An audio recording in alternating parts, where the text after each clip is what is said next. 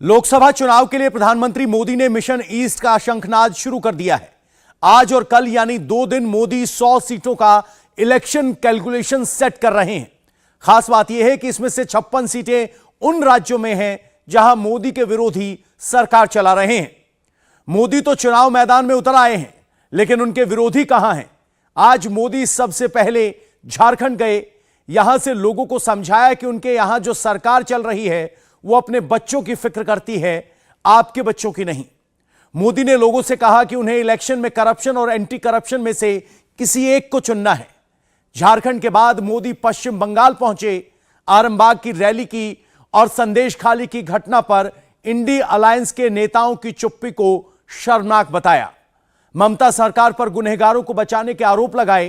प्रधानमंत्री मोदी ने बंगाल दौरे से ममता बनर्जी की मुश्किल कैसे बढ़ने वाली हैं, देखिए हमारी इस रिपोर्ट में।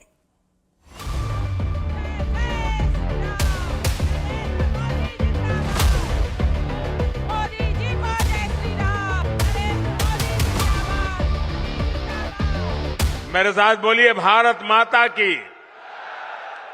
दोनों हाथ ऊपर करके ऐसी ताकत लगाइए, भारत माता की, भारत माता की। जेलों में भी गुंज सुनाई देनी चाहिए, भारत माता की। ईस्ट के 3 राज्यों की 96 सीटों के लिए मिशन मोदी स्टार्ट हो गया है। पश्चिम बंगाल की 42, बिहार की 40 और झारखंड की 14 सीटों पर जीत का फॉर्मूला इसी मिशन से निकलेगा। मोदी के टारगेट 370 के लिए 3 राज्यों की 96 सीटें सबसे अहम हैं। यहां 27 नई सीटों का स्कोप है। पश्चिम बंगाल की 42 सीटों में मोदी के पास 18 सीटें हैं, यानी 24 सीटों का स्कोप बचा है। बिहार की 40 सीटों में एनडीए के पास 39 सीटें हैं। एक सीट और हासिल हो जाए तो स्ट्राइक रेट 100% हो जाएगा। झारखंड की 14 में 12 सीटें एनडीए के पास हैं। 2 सीटें एड ऑन हो जाएं तो पूर्व 3 राज्यों में 100/100 का स्कोर हो जाएगा। लेकिन क्या यह मुमकिन है? क्या बिहार, झारखंड, बंगाल में एनडीए क्लीन स्वीप करेगी? इस मिशन को मोदी कैसे पूरा करेंगे?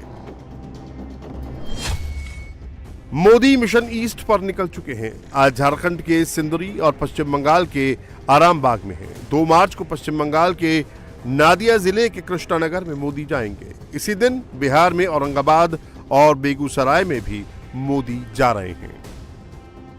सबसे पहले बात झारखंड की करते हैं। चुनाव से ऐन पहले मोदी ने इस राज्य को बड़ा गिफ्ट दिया है। 35,700 करोड़ की परियोजनाएं लेकर मोदी आए हैं। 20 साल के लंबे इंतजार के बाद सिंदरी में HURL फर्टिलाइजर फैक्ट्री का उद्घाटन बड़ी सौगात है। झारखंड को नॉर्थ कर्णपुरा थर्मल प्रोजेक्ट और धनबाद चंद्रपुरा समेत 3 रेल लाइनें भी मिली हैं। सिंदरी उर्वरक फैक्ट्री की लागत 8,900 करोड़ रुपए है।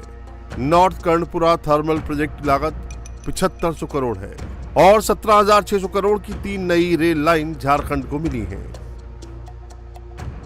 इसका सीधा असर झारखंड की 5 लोकसभा सीटों पर पड़ेगा: धनबाद, गिरिडीह, दुमका, कोडरमा, हजारीबाग।